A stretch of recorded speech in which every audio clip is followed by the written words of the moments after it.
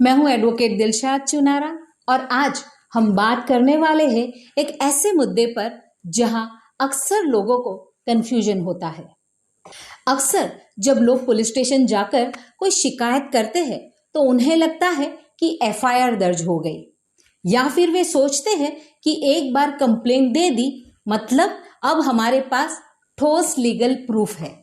लेकिन असल में पुलिस कंप्लेंट, एनसीआर यानी कि नॉन कॉग्निजेबल रिपोर्ट और एफआईआर यानी कि फर्स्ट इंफॉर्मेशन रिपोर्ट, ये तीनों अलग अलग चीजें हैं और इनकी कानूनी असर भी बिल्कुल अलग होती है। तो आज हम स्टेप बाय स्टेप समझेंगे इन तीनों में क्या फर्क होता है, कब क्या दर्ज होता है और आपके अधिकार क्या है। वीडियो को ध्यान से देखिए क्योंकि ये जानकारी हर नागरिक के लिए जरूरी है। सबसे पहले बात करते हैं पुलिस कंप्लेंट की। पुलिस कंप्लेंट एक जनरल रिटन एप्लीकेशन होती है जो हम किसी भी परेशानी, डर या गलत घटना की जानकारी देने के लिए पुलिस को दे सकते हैं। कंप्लेंट देना जरूरी नहीं कि सिर्फ सीरियस क्राइम के लिए हो। ये तब भी दी जा सकती है कि जब कोई हमें बार बार परेशान कर रहा हो, धमकी दे रहा हो, अब्यूसिव लैंग्वेज यूज कर रहा हो या हमारे आसपास कुछ सस्पिशियस हो रहा हो।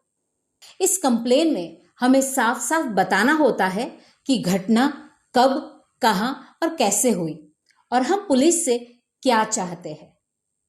कंप्लेंट का फॉर्मेट नॉर्मली सिंपल होता है, जैसे कि एक प्लेन पेपर पर एप्लीकेशन जिसमें इंसिडेंट की डिटेल्स, हमारा नाम, पता, डेट और एक्सपेक्टेड एक्शन लिखा होता है। पुलिस इस कंप्लेंट को अपने स्टेशन की जनरल डायरी या डेली रजिस्टर में रिकॉर्ड कर सकती है। लेकिन यह जरूरी नहीं कि कंप्लेंट देने के बाद तुरंत एफआईआर हो जाए। अगर मामला सीरियस ना हो या नॉन कॉग्निजेबल कैटेगरी में आता हो तो पुलिस इसे सिर्फ नोट करती है, इन्वेस्टिगेशन शुरू नहीं करती है। हम ये कंप्लेंट पर्सनली थाने जाकर दे सकते हैं या कई बार ईमेल, ऑनलाइन पोर्टल या मोबाइल ऐप के जरिए भी भेज सकते हैं। इंपॉर्टेंट बात यह है कि हमारे पास भेजी गई कंप्लेंट का प्रूफ होना जरूरी है, जैसे कि ईमेल का स्क्रीनशॉट या एप्लीकेशन की स्टैम्प्ड कॉपी। पुलिस कंप्लेंट का मेन मकसद होता है इंसिडेंट को ऑफिशियली रिकॉर्ड कराना, अवेयरनेस क्रिएट करना और फ्यूचर में अगर कोई प्रॉब्लम बढ़े तो हमारे पास एक सॉलिड लीगल बेस होना। कई बार हम कंप्लेंट इसलिए भी देते हैं ताकि हमें प्रोटेक्शन चाहिए, जैसे अगर हमें किसी से जान का खतरा हो या कोई बार बार हैरेसमेंट कर रहा हो। तो कुल मिलाकर पुलिस कंप्लेंट हमारी लीगल जर्नी का सबसे पहला कदम हो सकता है। ये जरूरी नहीं है कि हर बार एफआईआर हो, लेकिन एक स्ट्रॉन्ग बेस बनाने के लिए ये बहुत जरूरी होती है। अब बात करते हैं एफआईआर की। एफआईआर का मतलब होता है फर्स्ट इंफॉर्मेशन रिपोर्ट, यानी जब हमें किसी सीरियस क्राइम की जानकारी हो तो हम सबसे पहले पुलिस को जो रिपोर्ट देते हैं वो एफआईआर कहलाती है। ये रिपोर्ट क्रिमिनल प्रोसीजर कोड की सेक्शन 154 के तहत दर्ज की जाती है और ये सिर्फ संज्ञेय अपराध, कॉग्निजेबल ऑफेंस के मामलों में दर्ज होती है। कॉग्निजेबल ऑफेंस का मतलब ऐसे सीरियस अपराध जिनमें पुलिस को बिना अदालत की इजाजत के तुरंत कार्यवाही करने का अधिकार होता है, जैसे गिरफ्तारी करना या जांच शुरू करना, यानी ऐसे अपराध जिनमें पुलिस को अरेस्ट करने और इन्वेस्टिगेशन करने के लिए सीधे अधिकार होता है।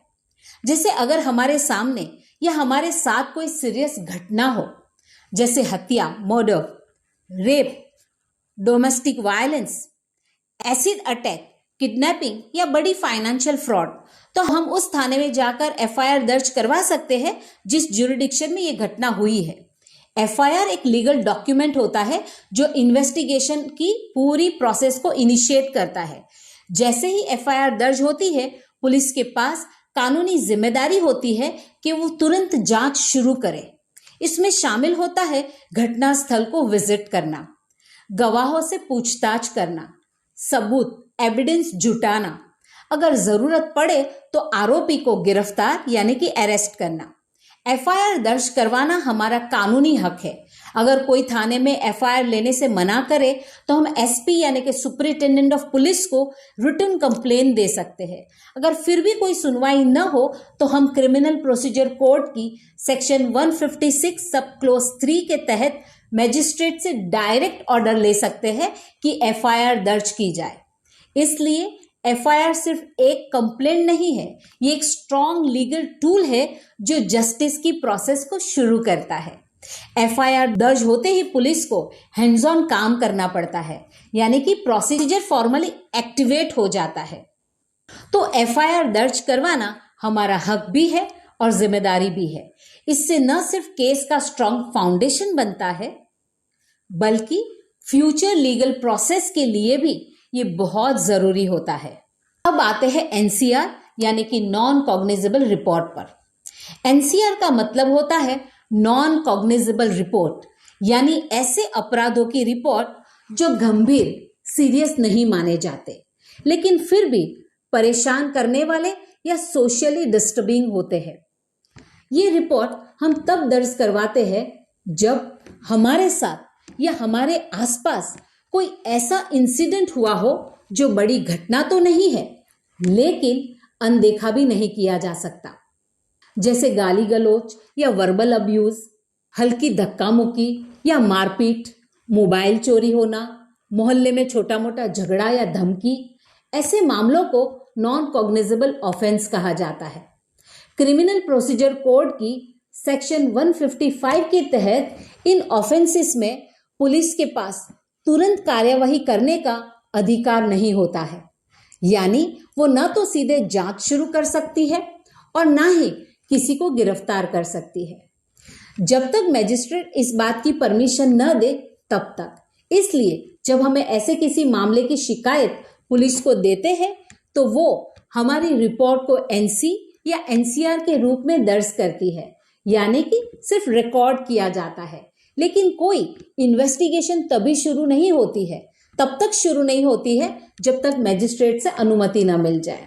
लेकिन इसका मतलब ये नहीं है कि एनसीआर बेकार होती है, कोई काम की नहीं है।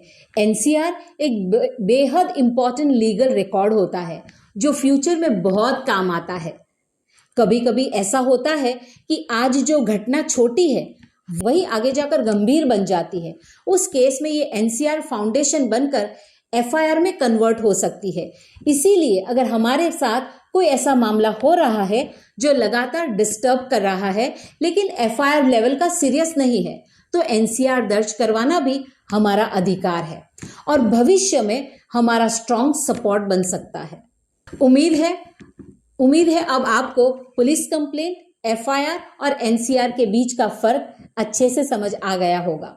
अगर आपको कोई शिकायत दर्ज करनी है तो पहले जानिए कि आपका मामला किस कैटेगरी में आता है, क्योंकि यही तय करता है कि आपको कंप्लेन देनी है, एफआईआर करवानी है या एनसीआर दर्ज करवानी है। अगर आप किसी स्पेसिफिक केस में गाइडेंस चाहते हैं तो कमेंट में पूछ सकते हैं। ऐसे और यूजफुल लीगल टॉपिक्स के लिए सब्सक्राइब करें लीगल लेंस बाय डीसी। मिलते हैं अगले वीडियो में। Thank you.